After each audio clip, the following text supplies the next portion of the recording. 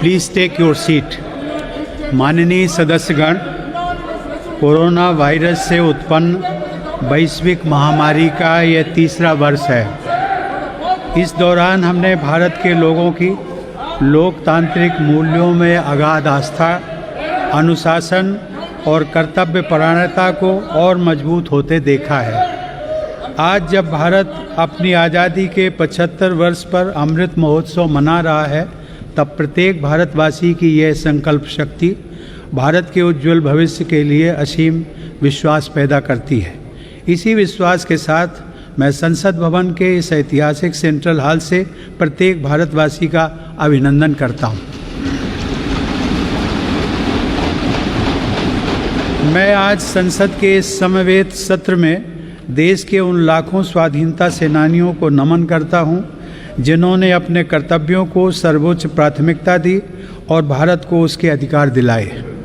आज़ादी के इन 75 वर्षों में देश की विकास यात्रा में अपना योगदान देने वाले सभी महानुभावों का भी मैं श्रद्धापूर्वक स्मरण करता हूँ।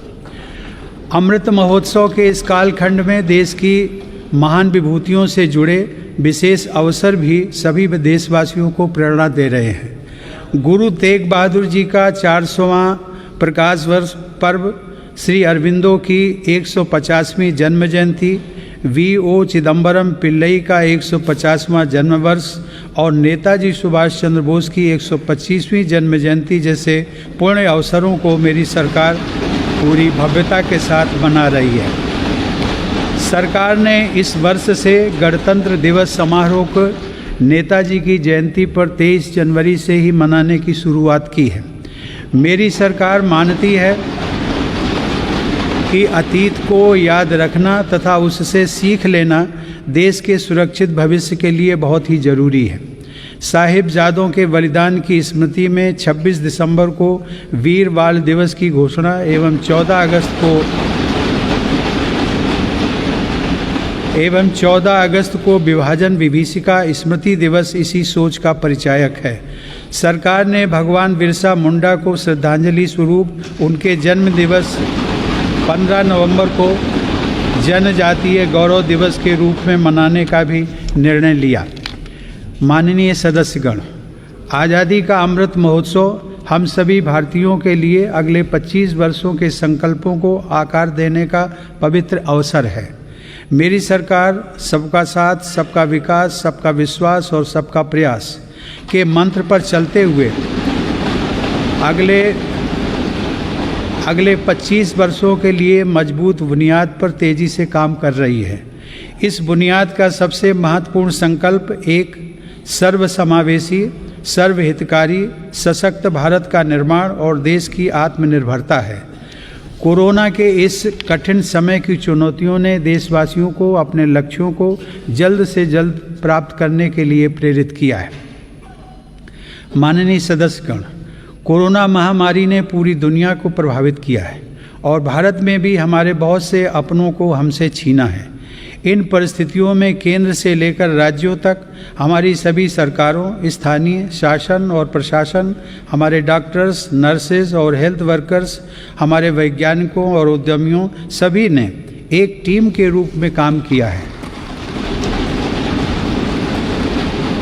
सरकार और नागरिकों के बीच यह परस्पर विश्वास, समन्वय और सहयोग लोकतंत्र की ताकत का अभूतपूर्ण उदाहरण है। इसके लिए मैं देश के प्रत्येक हेल्थ और फ्रंट लाइन वर्कर का, हर देशवासी का अभिनंदन करता हूँ। कोविड-19 के खिलाफ इस लड़ाई में भारत के सामर्थ्य का प्रमाण कोविड वैक्सीनेशन प्रोग्राम में नजर आया है। हमने 1 साल से भी कम समय में 150 करोड़ से भी ज़्यादा वैक्सीन डोज लगाने का रिकॉर्ड पार किया है। आज हम पूरी दुनिया में सबसे ज़्यादा वैक्सीन डोज देने वाले अग्रणी देशों में से एक हैं। इस अभियान की सफलता ने देश को एक ऐसा रक्षा कवच दिया है जिससे हमारे नागरिकों की सुरक्षा भी बढ़ी है और उनका मनोबल भी बढ़ा है। आज देश में 90% से अधिक वयस्क नागरिकों को टीके की 1 डोज मिल चुकी है, जबकि 70% से अधिक लोग दोनों डोज ले चुके हैं। हर घर दस्तक अभियान के माध्यम से सरकार बाकी लोगों तक भी पहुंच रही है। इसी माह वैक्सीनेशन प्रोग्राम में 15 से 18 वर्ष तक के किशोर किशोरियों को भी शामिल किया गया है। साथ ही फ्रंटलाइन वर्कर्स और बीमारियों से ग्रस्त वरिष्ठ नागरिकों के लिए प्रिकॉशनरी डोज की भी शुरुआत की गई है। अब तक देश में कुल 8 वैक्सीन्स को इमरजेंसी यूज़ के लिए स्वीकृत मिल चुकी है। भारत में बन रही 3 वैक्सीन्स को विश्व स्वास्थ्य संगठन की तरफ से आपात स्थिति में उपयोग की मंजूरी भी मिली है। भारत में बन रही ये वैक्सीन्स पूरी दुनिया को महामारी से मुक्त कराने और करोड़ों लोगों का जीवन बचाने में अहम भूमिका निभा रही है। माननीय सदस्यगण, कोरोना महामारी से निपटने के लिए हमारे देश के प्रयास केवल तात्कालिक चुनौतियों तक सीमित नहीं हैं। इसीलिए मेरी सरकार ऐसे दूरदर्शी समाधान तैयार कर रही है जो भविष्य के लिए भी प्रभावी और उपयोगी रहें। सरकार द्वारा 64,000 करोड़ रुपए की लागत से शुरू किया गया प्रधानमंत्री Ayushman Bharat health infrastructure mission इसका एक सराहनीय उदाहरण है। इससे न केवल वर्तमान की स्वास्थ्य संबंधी ज़रूरतों को पूरा करने में मदद मिलेगी, बल्कि आने वाले संकटों के लिए भी देश को तैयार किया जा सकेगा। मेरी सरकार की संवेदनशील नीतियों के कारण देश में अब स्वास्थ्य सेवाएं जन साधारण तक आसानी से पहुंच रही हैं।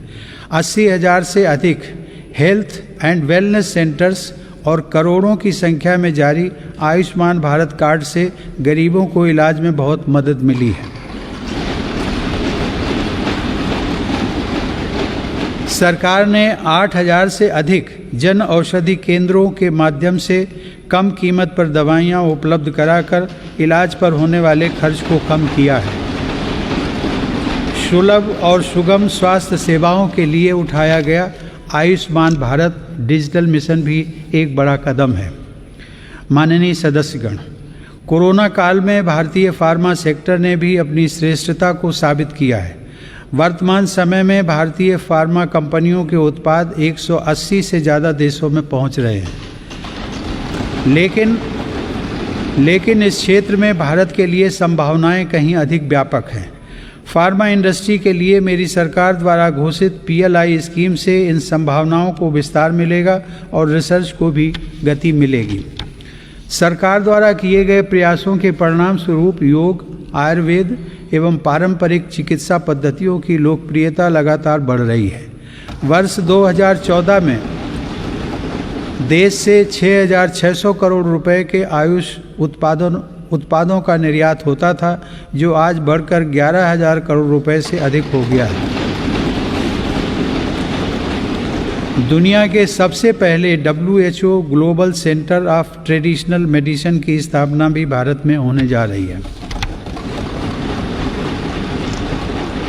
माननीय सदस्यगण, हमारे संविधान के मुख्य शिल्पी बाबा साहब डॉक्टर भीमराव अंबेडकर ने कहा था कि मेरा आदर्श एक ऐसा समाज होगा जो स्वाधीनता, समानता और भाईचारे पर आधारित हो। प्रजातंत्र सरकार का एक स्वरूप मात्र नहीं है। प्रजातंत्र का मूल है अपने साथियों के प्रति आदर और सम्मान की भावना। बाबा साहब के इन आदर्शों को मेरी सरकार अपने लिए ध्येय वाक्य मानती है। मेरी सरकार की आस्था अंत्योदय के मूल मंत्र में है, जिसमें सामाजिक न्याय भी हो, समानता भी हो, सम्मान भी हो और समान अवसर भी हो।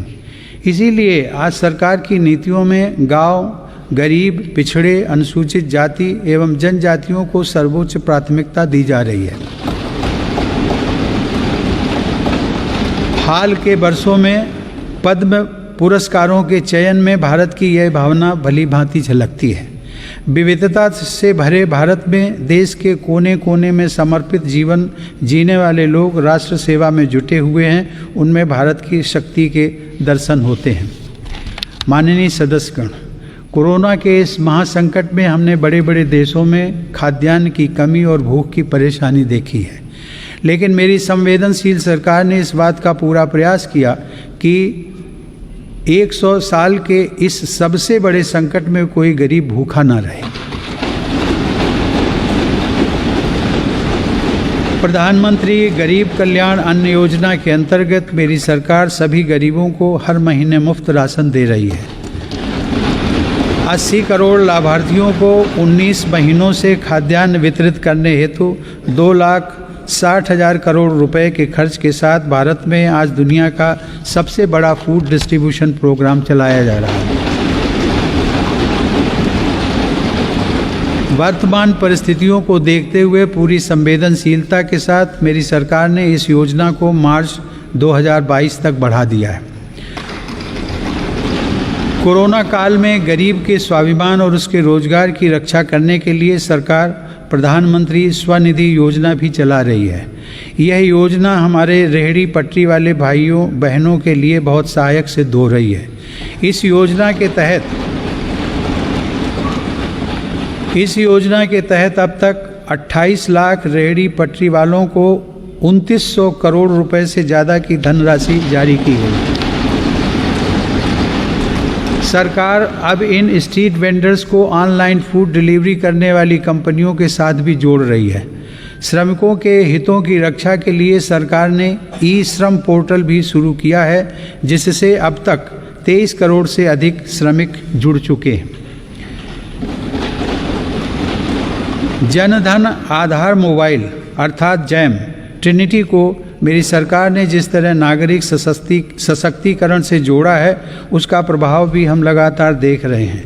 44 करोड़ से अधिक गरीब देशवासियों के बैंकिंग सिस्टम से जुड़ने के कारण महामारी के दौरान करोड़ों लाभार्थियों को सीधे कैश ट्रांसफ़र का लाभ मिला है।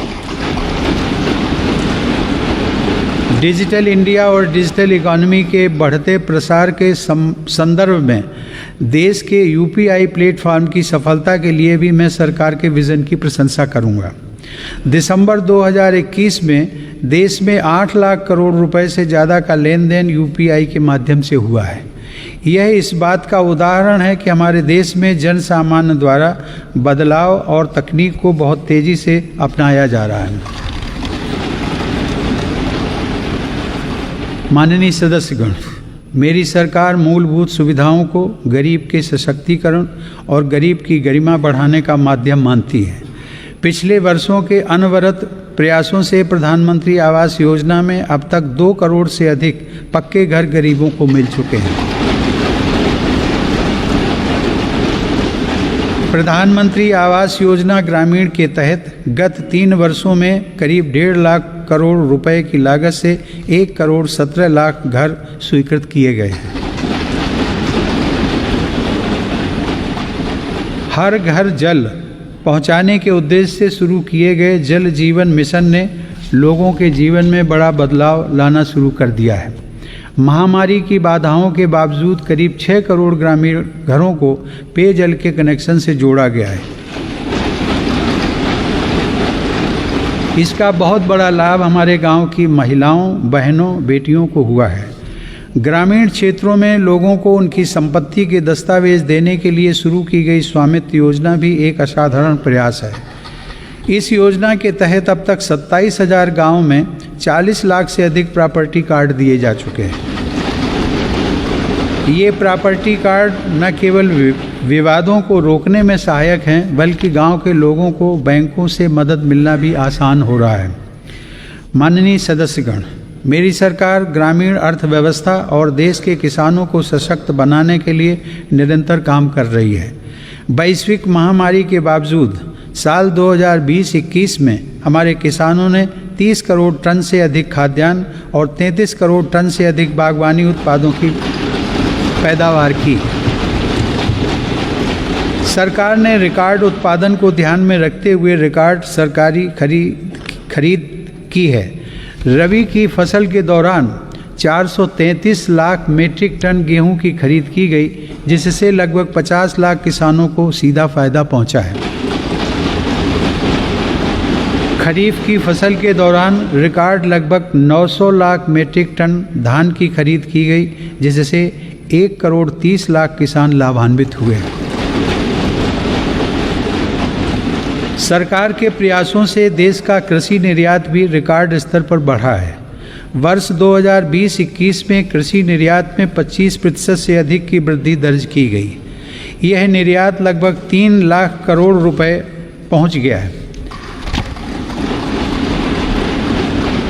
हॉर्टिकल्चर और शहद उत्पादन भी किसानों के लिए आमदनी के नए स्रोतों और बाजार तक उनकी बढ़ती पहुंच के महत्वपूर्ण माध्यम हैं।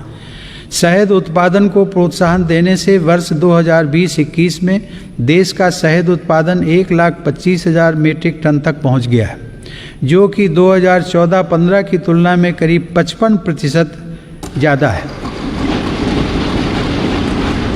2014-15 की तुलना में शहद की निर्यात मात्रा में भी 102% से ज़्यादा की वृद्धि दर्ज की गई है। किसानों को उनकी फसल के अधिक दाम मिले, इसके लिए उनके उत्पादों का सही बाजार तक पहुंचना जरूरी होता है। इस दिशा में सरकार ने किसान रेल सेवा शुरू करते हुए किसानों के लिए खुशहाली के नए रास्ते खोलने का काम किया है। कोरोना काल में भारतीय रेल ने सब्जियों, फलों तथा दूध जैसी जल्दी खराब होने वाली खाद्य सामग्री के परिवहन के लिए 150 से अधिक मार्गों पर 1900 से ज़्यादा किसान रेल चलाई और करीब 6 लाख मीट्रिक टन कृषि उत्पादों की ढुलाई की। यह इस बात का उदाहरण है कि अगर सोच नई हो तो पुराने संसाधनों से भी नए रास्ते बनाए जा सकते हैं। माननीय सदस्यगण, कृषि क्षेत्र में देश की सतत सफलता और बढ़ते सामर्थ्य का सबसे बड़ा श्रेय मैं देश के छोटे किसानों को देना चाहता हूँ। देश के 80% किसान छोटे किसान ही हैं, जिनके हितों को मेरी सरकार ने हमेशा केंद्र में रखा है।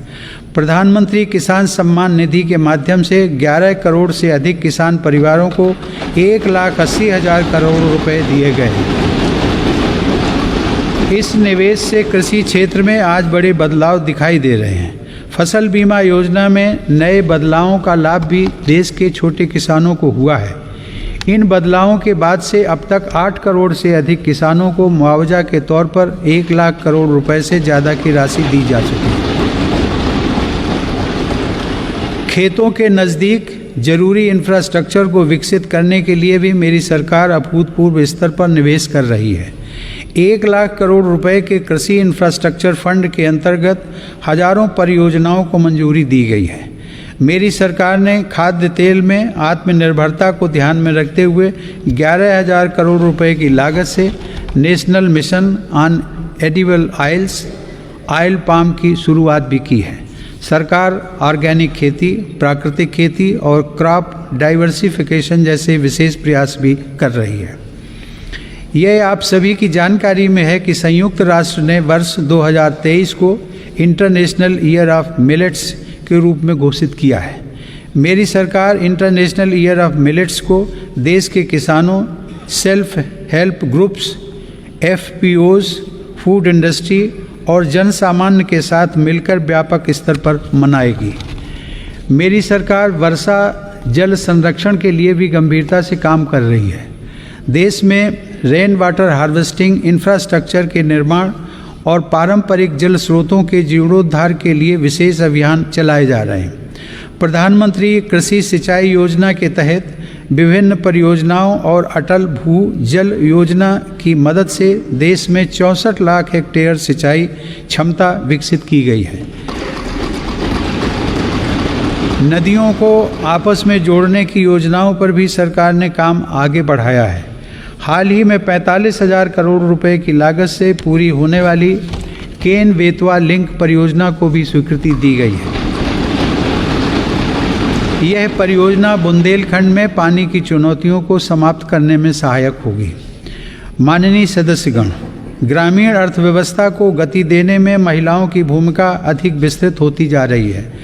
2021-22 में 28 लाख सेल्फ हेल्प ग्रुप्स को बैंकों की तरफ से 65,000 करोड़ रुपए की मदद दी गई है। यह राशि 2014-15 की तुलना में 4 गुना अधिक है। सरकार ने हजारों महिला सेल्फ हेल्प ग्रुप्स के सदस्यों को ट्रेनिंग देकर उन्हें बैंकिंग सखी के रूप में भागीदार भी बनाया है। ये महिलाएं ग्रामीण क्षेत्रों में बैंकिंग सेवाओं को घर घर तक पहुंचाने का माध्यम बन रही हैं।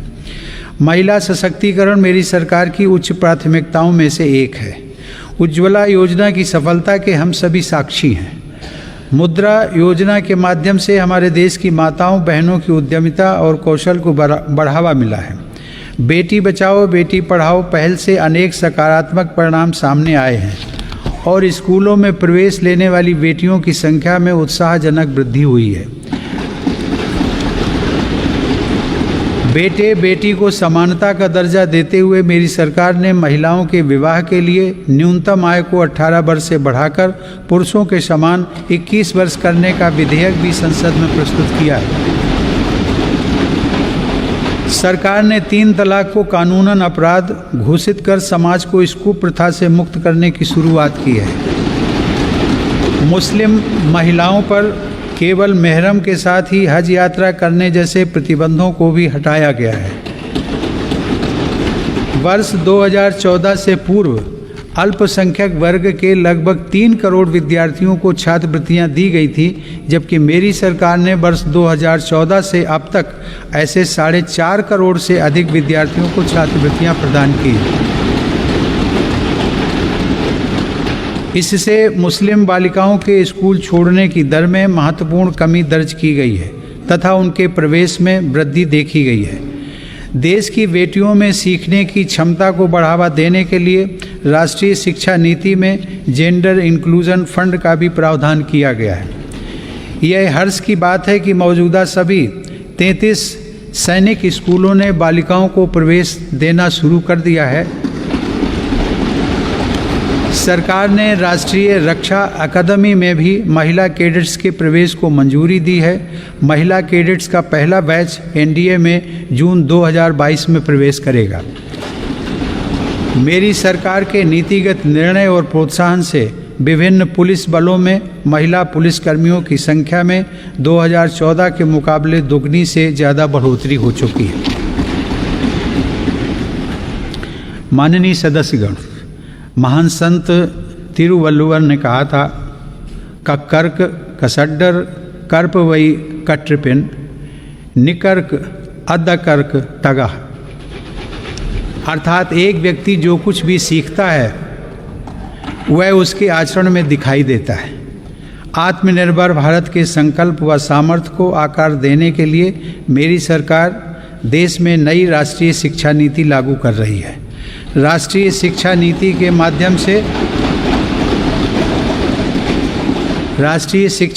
के माध्यम से स्थानीय भाषाओं को भी प्रोत्साहित किया जा रहा है।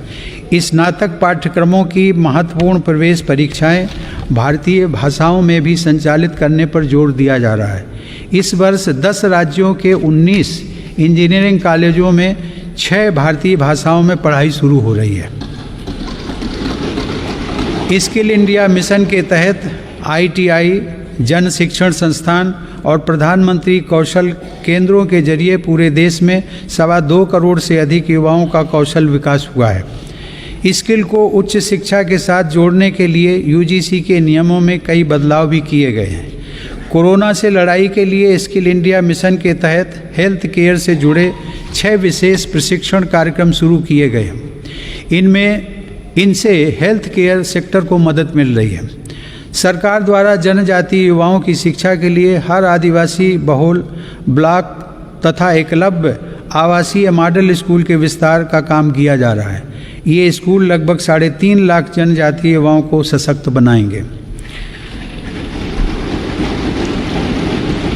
माननीय सदस्यगण, टोक्यो ओलंपिक के दौरान हम सभी ने भारत की युवा शक्ति की क्षमताओं को देखा है। इस अंतर्राष्ट्रीय प्रतिस्पर्धा में अब तक का बेहतरीन प्रदर्शन करते हुए भारत ने 7 मेडल जीते। Tokyo para Olympic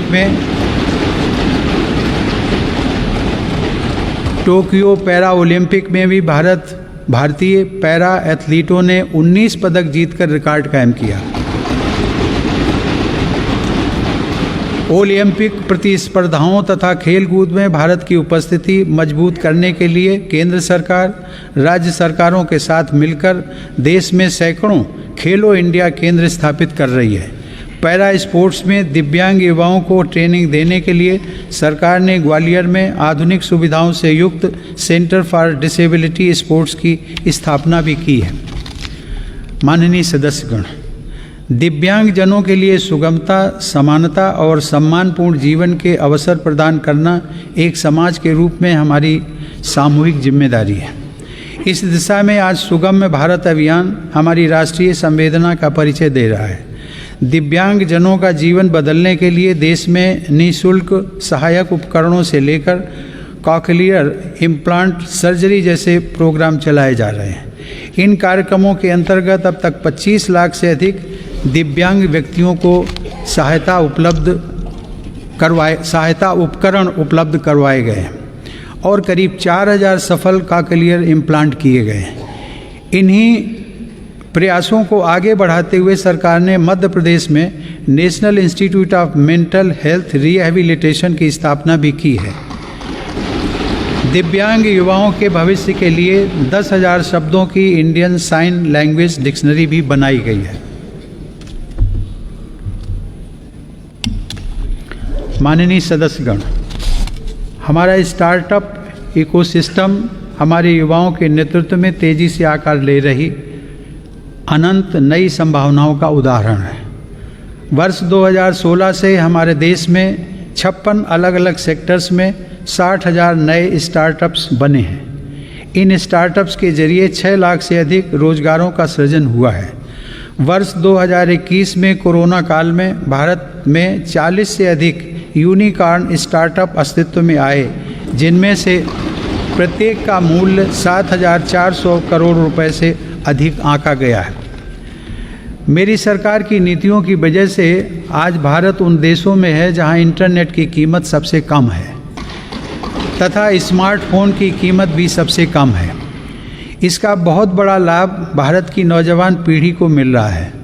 Bharat 5G mobile connectivity पर भी तेज़ी से काम कर रहा है, जिससे अनेक नई संभावनाओं के द्वार खुलेंगे। सेमीकंडक्टर को लेकर भारत स्टार्टअप इकोसिस्टम को होगा। भारत के युवाओं को तेज़ी से बदलती टेक्नोलॉजी का लाभ मिले, इसके लिए भी सरकार ने अनेक नीतिगत निर्णय लिए हैं। कई नए सेक्टरों में प्रवेश के द्वार खोले। सरकार ने startups intellectual property protection programme के माध्यम से पेटेंट और ट्रेडमार्क से जुड़ी प्रक्रियाओं को आसान बनाया है, उन्हें नई गति दी है। इसी का परिणाम है कि इस वित्त वर्ष में पेटेंट के लिए लगभग 6,000 और ट्रेडमार्क के लिए 20,000 से ज़्यादा आवेदन किए गए हैं।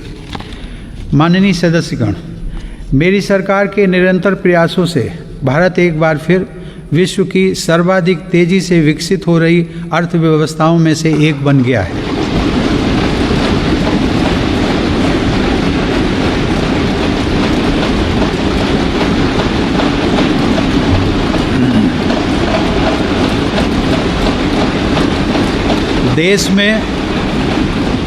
देश में जीएसटी कलेक्शन पिछले कई महीनों से निरंतर 1 लाख करोड़ रुपए से ऊपर बना हुआ है।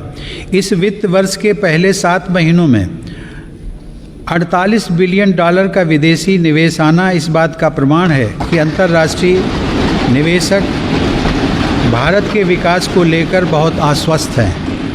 भारत का विदेशी मुद्रा भंडार भी इस समय 630 बिलियन डॉलर से ऊपर है। हमारा निर्यात भी तेज़ी से बढ़ रहा है और पिछले रिकॉर्ड टूट रहे हैं। 2021 में अप्रैल से दिसंबर के दौरान भारत का गुड्स निर्यात लगभग 300 बिलियन डॉलर यानी 22 लाख करोड़ रुपए से अधिक रहा है, जो कि 2020 की इसी अवधि की तुलना में 1.5 गुना ज़्यादा है। मेरी सरकार ने मैन्युफैक्चरिंग सेक्टर में मौजूद संभावनाओं को साकार करने और युवाओं को नए अवसर देने के लिए 1,97,000 करोड़ रुपए से ज़्यादा के निवेश से 14 महत्वपूर्ण PLI स्कीम्स शुरू की हैं। ये PLI स्कीम्स न केवल भारत को ग्लोबल मैन्युफैक्चरिंग हब के रूप में स्थापित करने में मदद करेंगी, बल्कि रोजगार के 60 लाख से अधिक अवसर भी उपलब्ध कराएंगे। देश में मोबाइल उत्पादन की सफलता मेक इन इंडिया का एक बड़ा उदाहरण है। आज भारत विश्व में दूसरा सबसे बड़ा मोबाइल फ़ोन निर्माता बनकर उभरा है। इससे भारत के लाखों युवाओं को रोजगार भी मिला है। हमारा देश इलेक्ट्रॉनिक और टेक्नोलॉजी हार्डवेयर के क्षेत्र में ग्लोबल लीडर बने, इसके लिए सरकार ने सिलिकॉन और compound semiconductor fabrication, display, FAB, chip design और इनसे जुड़े वेंचर्स के लिए हाल ही में 76,000 करोड़ रुपए का पैकेज भी घोषित किया है।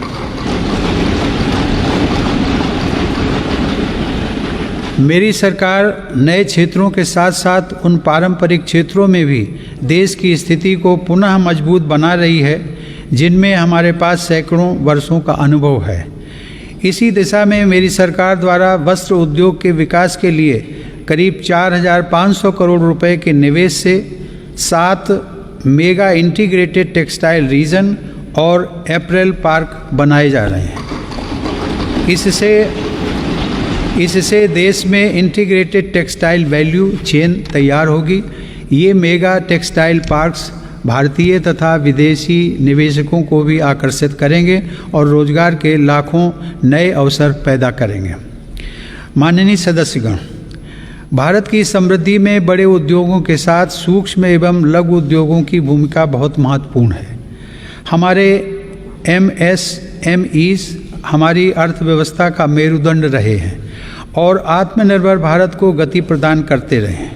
कोरोना काल में MSMEs को संकट से बचाने और ज़रूरी क्रेडिट उपलब्ध कराने के लिए सरकार ने 3 लाख करोड़ रुपए के कोलेटरल फ्री लोन्स की व्यवस्था की। हाल के अध्ययनों से यह स्पष्ट हुआ है कि इस योजना की सहायता से 13.5 लाख MSME यूनिट्स को जीवन दान दिया गया और 1.5 करोड़ रोजगार भी सुरक्षित किए गए। जून 2021 में सरकार 3 लाख करोड़ रुपए की इस गारंटी को बढ़ाकर 4.5 लाख करोड़ रुपए कर चुकी है। MSME सेक्टर को विस्तार प्रदान करने तथा इस सेक्टर के लिए अवसर बढ़ाने हेतु कई नीतिगत फैसले भी लिए गए हैं। MSMEs की नई परिभाषा से छोटे उद्योगों को आगे बढ़ाने में मदद मिल रही है। सरकार ने थोक और खुदरा व्यापारियों व स्ट्रीट वेंडर्स को उद्यम पोर्टल पर रजिस्टर करने की अनुमति भी दी है ताकि उन्हें प्रायोरिटी सेक्टर लेंडिंग का लाभ मिल सके। मैं खादी की सफलता का भी विशेष उल्लेख करूंगा। आज़ादी की लड़ाई में बापू के नेतृत्व में देश की चेतना का प्रतीक रही खादी एक बार फिर छोटे उद्यमियों का संबल बन रही है। सरकार के प्रयासों से 2014 की तुलना में देश में खादी की बिक्री 3 गुना बढ़ी है।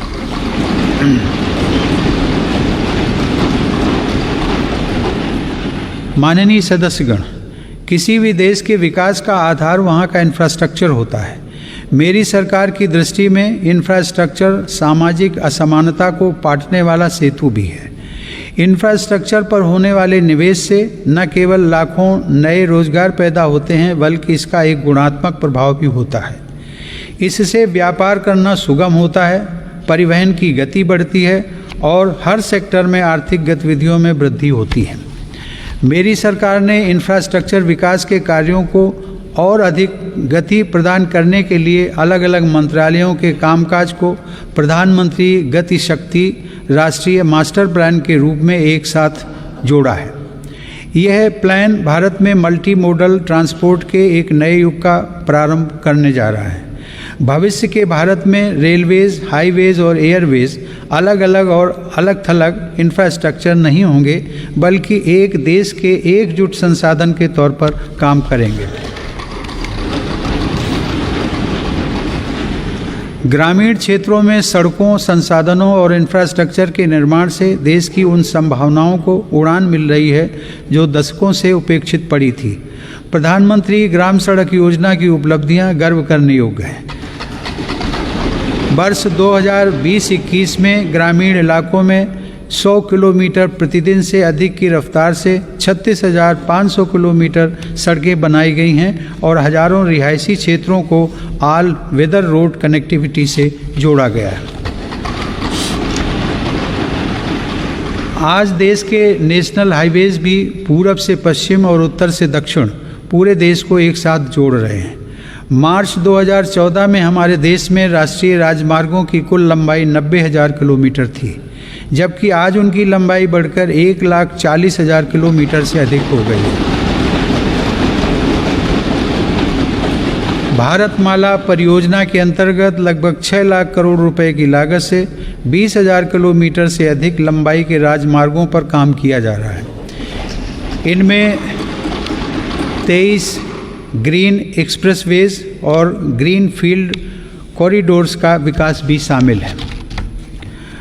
दिल्ली मुंबई एक्सप्रेस वे भी पूरा होने के करीब है, जो कि भारत का सबसे लंबा और सबसे तेज एक्सप्रेस वे होगा। मेरी सरकार को पंढरपुर तीर्थ को जोड़ने वाले संत ज्ञानेश्वर मार्ग और संत तुकाराम पालकी मार्ग के चौड़ीकरण का काम शुरू करने का सौभाग्य भी मिला है। देश में आधुनिक इंफ्रास्ट्रक्चर के विकास से आज जहां एक ओर विकास के नए रास्ते खुल रहे हैं, तो वहीं दूसरी ओर इससे देश की सुरक्षा को भी नई ताकत मिल रही है।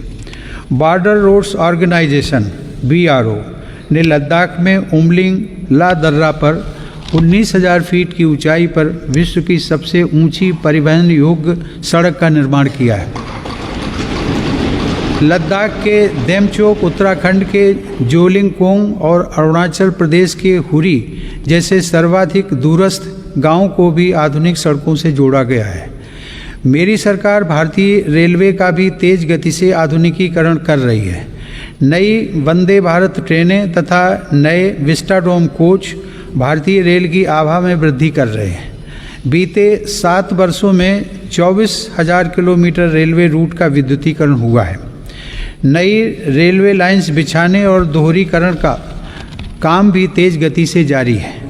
गुजरात में गांधीनगर रेलवे स्टेशन और मध्य प्रदेश में रानी कमलापति रेलवे स्टेशन आज आधुनिक भारत की नई तस्वीर के रूप में सामने आए हैं। कश्मीर में चिनाब नदी पर निर्मित हो रहा रेलवे आर्च ब्रिज आकर्षण का केंद्र बन रहा है। मेरी सरकार ने गरीब और मध्यम वर्ग का जीवन आसान बनाने के लिए पब्लिक ट्रांसपोर्ट की सुविधा बढ़ाने में भी असाधारण काम किया है। देश में 11 नई मेट्रो लाइंस पर सेवाएं शुरू की गई हैं, जिनका लाभ 8 राज्यों में लाखों लोगों को हर दिन मिल रहा है।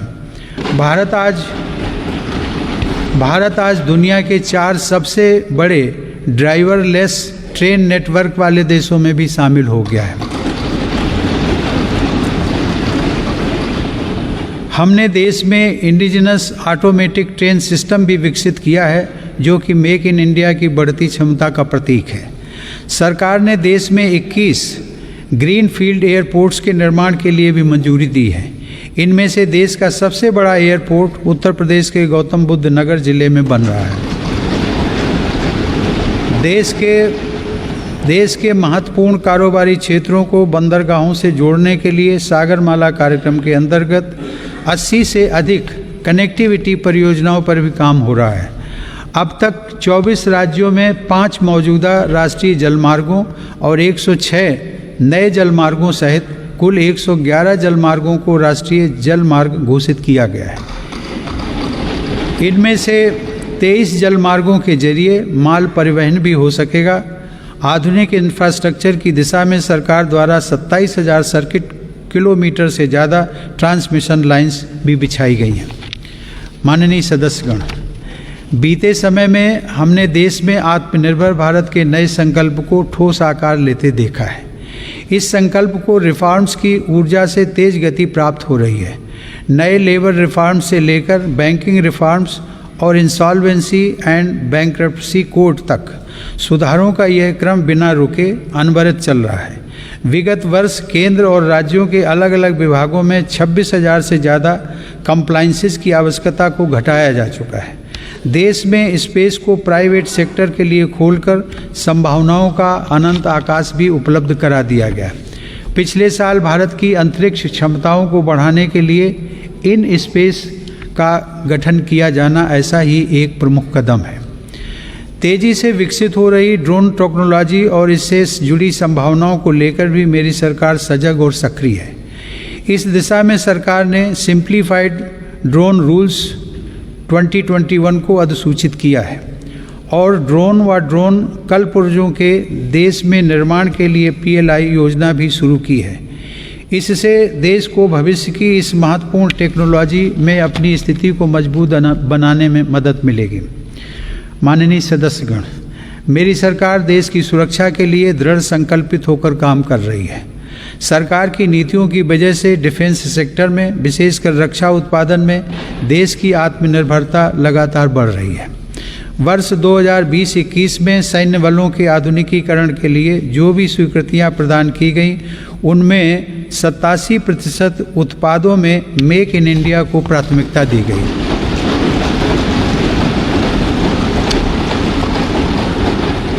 इसी प्रकार 2020-21 में 98% उपकरणों से जुड़े अनुबंधों में मेक इन इंडिया को प्राथमिकता दी गई है। हमारी सेनाओं ने 209 ऐसे साजो सामान की सूची भी जारी की है जिन्हें अब विदेश से नहीं खरीदा जाएगा।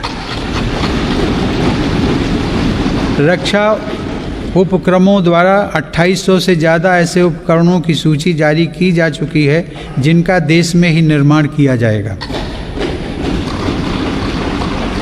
हिंदुस्तान एरोनॉटिक्स लिमिटेड के साथ 83 LCA तेजस फाइटर एयरक्राफ्ट के निर्माण हेतु अनुबंध किए गए हैं। सरकार ने ऑर्डिनेंस फैक्ट्रियों को 7 डिफेंस PSUs का रूप देने के लिए महत्वपूर्ण कदम उठाए हैं। इसके अलावा रक्षा क्षेत्र में प्राइवेट सेक्टर और स्टार्टअप्स को तेज़ी से बढ़ावा देने के लिए भी सरकार प्रतिबद्ध है। हमारा लक्ष्य है कि हमारी सेनाओं की ज़रूरत का सामान भारत में विकसित हो तथा भारत में ही निर्मित हो। माननीय सदस्यगण, तेज़ी से उभरते वैश्विक परिवेश में भारत ने अपने राजनयिक संबंधों को बेहतर बनाते हुए अपनी स्थिति को मजबूत किया है। अगस्त 2021 में भारत ने संयुक्त राष्ट्र सुरक्षा परिषद की अध्यक्षता की और इस दौरान कई अभूतपूर्व निर्णय लिए गए। भारत की अध्यक्षता में ही सुरक्षा परिषद ने पहली बार समुद्री सुरक्षा के विषय पर अपने एजेंडा आइटम के अंतर्गत समग्र रूप से विचार विमर्श किया। संयुक्त राष्ट्र सुरक्षा परिषद ने इस विषय पर पहली बार एक प्रेसिडेंशियल स्टेटमेंट को सर्वसम्मति से अडॉप्ट भी किया। हमने अपने पड़ोसी देश अफगानिस्तान में अस्थिरता और नाजुक हालात को भी देखा है। भारत ने इन परिस्थितियों में मानवता को सर्वोपरि रखते हुए ऑपरेशन देवी शक्ति को संचालित किया। हमने अनेक चुनौतियों के बावजूद हमारे कई नागरिकों और कई अफगान हिंदू सिख अल्पसंख्यकों को काबुल से सफलतापूर्वक एयरलिफ्ट किया। हम उन कठिन हालात के बीच से पवित्र गुरु ग्रंथ साहिब के 2 स्वरूपों को भी सुरक्षित भारत लेकर आए। मानवता की दृष्टि से भारत अफगानिस्तान में मेडिकल सप्लाई और अनाज पहुंचाने में भी मदद कर रहा है। माननीय सदस्यगण, वर्तमान समय में जलवायु परिवर्तन पूरे विश्व के सामने बड़ी चुनौती है। भारत इस विषय पर एक जिम्मेदार वैश्विक आवाज़ बनकर उभरा है। COP26 शिखर सम्मेलन में मेरी सरकार ने घोषणा की है कि वर्ष 2030 तक भारत अपने कार्बन उत्सर्जन को 1 बिलियन टन से घटा देगा। भारत ने साल 2070 तक नेट जीरो उत्सर्जन वाली अर्थव्यवस्था का लक्ष्य भी रखा है। भारत ने विश्व समुदाय को साथ लेकर green grid initiative, one sun one world one grid की पहल भी की है। यह global interconnected solar power grid का पहला अंतर्राष्ट्रीय नेटवर्क बन रहा है। पर्यावरण को लेकर हमारे बड़े लक्ष्य और साहसिक संकल्प प्रकृति के प्रति हमारी संवेदनशीलता को दर्शाते हैं। माननीय सदस्यगण, मेरी सरकार भारत की प्राचीन विरासत को संरक्षित, समृद्ध और सशक्त करना अपना दायित्व समझती है। यह गौरव की बात है कि धौलावीरा की हड़प्पा साइट और तेलंगाना स्थित 13वीं शताब्दी के काकतीय रुद्रेश्वर रामप्पा मंदिर को यूनेस्को विश्व धरोहर स्थल घोषित किया गया। प्रयागराज कुंभ मेले के बाद यूनेस्को की अमूर्त सांस्कृतिक विरासत सूची में कोलकाता की प्रतिष्ठित दुर्गा पूजा को भी शामिल किया गया। सरकार की यह भी प्राथमिकता रही है कि भारत की अमूल्य धरोहरों को देश में वापस लाया जाए। 100 वर्ष पूर्व भारत से चोरी हुई मां अन्नपूर्णा देवी की मूर्ति को वापस लाकर काशी विश्वनाथ मंदिर में स्थापित किया गया।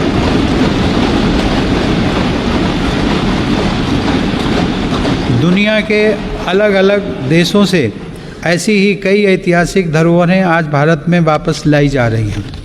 हम सब जानते हैं कि विरासत और पर्यटन का एक दूसरे से गहरा नाता है। इसीलिए आज एक और भारत की आध्यात्मिक विरासत को फिर से जीवंत किया जा रहा है, तो साथ ही तीर्थयात्रियों और पर्यटकों के लिए आधुनिक सुविधाएं और इंफ्रास्ट्रक्चर का विकास भी हो रहा है। मेरी सरकार की स्वदेश दर्शन एवं प्रसाद योजनाएं इसमें बड़ी भूमिका निभा रही हैं। गोवा के 60वें मुक्ति दिवस के अवसर पर फोर्ट अगुआडा जेल परिसर में स्मारक का जीर्णोद्धार करके उसका उद्घाटन किया गया है। यह गोवा मुक्ति संग्राम के सेनानियों के अविस्मरणीय संघर्षों का स्मारक है। माननीय सदस्यगण, आज़ादी के अमृतकाल में एक भारत श्रेष्ठ भारत के हमारे संकल्प के आधार पर आज लोकतांत्रिक मूल्यों के साथ विकास के नए अध्याय लिखे जा रहे हैं। जो राज्य और क्षेत्र उपेक्षित छूट गए थे, आज देश उनके लिए विशेष प्रयास कर रहा है। जम्मू कश्मीर और लद्दाख क्षेत्र में विकास के नए युग का आरंभ इसका एक बड़ा उदाहरण है। मेरी सरकार ने जम्मू कश्मीर के औद्योगिक विकास के लिए लगभग 28,000 करोड़ रुपए की लागत से नई सेंट्रल सेक्टर स्कीम शुरू की है। पिछले वर्ष काजीगुंड बनिहाल सुरंग को भी यातायात के लिए खोल दिया गया है। श्रीनगर से शारजाह तक की अंतर्राष्ट्रीय उड़ानें भी शुरू हो गई हैं। जम्मू कश्मीर के लोगों को शिक्षा, स्वास्थ्य और रोजगार के बेहतर अवसर प्रदान करने के लिए अनेक महत्वपूर्ण कदम उठाए गए हैं।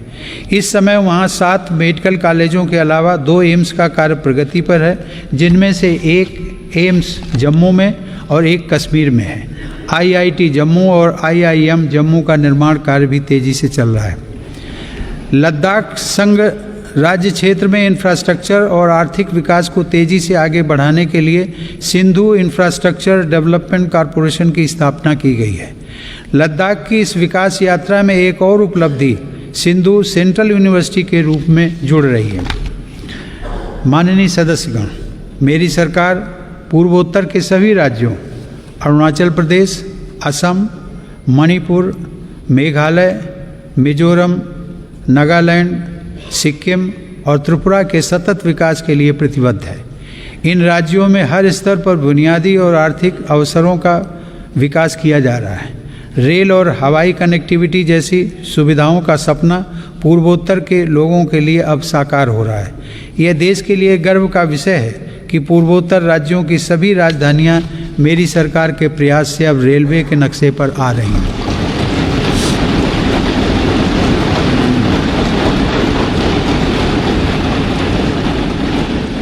ईटानगर के होलोंगी में एक नए एयरपोर्ट की स्थापना की जा रही है।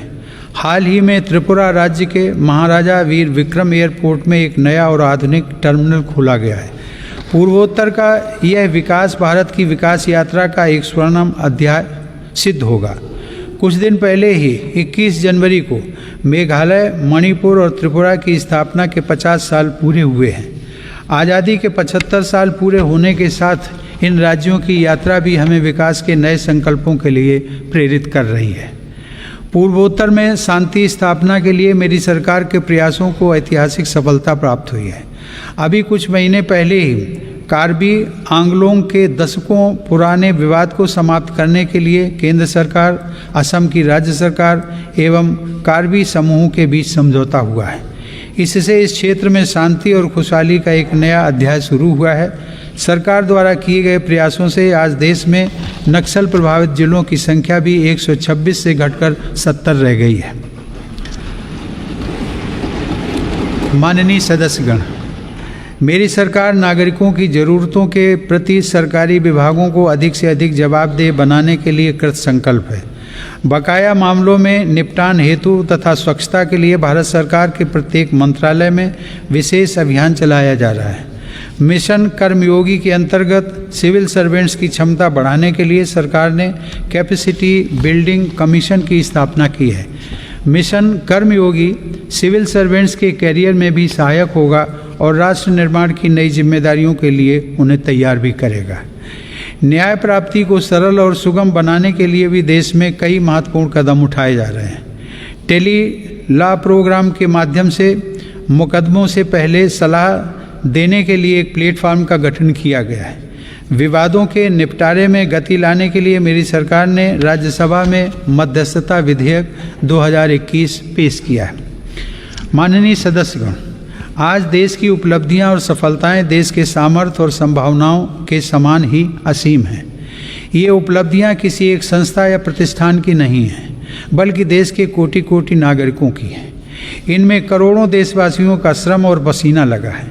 ये सभी उपलब्धियां हमारे महत्वाकांक्षी लक्ष्यों की लंबी यात्रा में एक तरह से मील का पत्थर है और आगे बढ़ने के लिए हमारी प्रेरणाएं भी हैं। वर्ष 2047 में देश अपनी आज़ादी की शताब्दी पूरी करेगा। उस समय के भव्य, आधुनिक और विकसित भारत के लिए हमें आज कड़ी मेहनत करनी है। हमें अपने परिश्रम को पराकाष्ठा तक लेकर जाना है और यह सुनिश्चित करना है कि अंततः इसके लाभकारी परिणाम निकले। इसमें हम सबकी भागीदारी है और समान भागीदारी है। कोरोना काल में आप सभी सांसदों ने जिस तरह अपनी जिम्मेदारियों का निर्वहन किया और सभी सावधानियों का पालन करते हुए दोनों सदन संचालित हुए, मैं उसके लिए आप सभी की सराहना करता हूँ। आप सभी सांसदगण करोड़ों देशवासियों की आशाओं आकांक्षाओं के सारथी हैं। इसी भावना के साथ हमें आगे भी काम करते रहना है। मुझे पूरा विश्वास है कि हम सब मिलकर अपने महान भारतवर्ष को गौरव के शिखर तक लेकर जाएंगे। इसी भावना के साथ आप सभी का एक बार फिर से अभिनंदन। आप सभी का बहुत बहुत धन्यवाद। जय हिंद।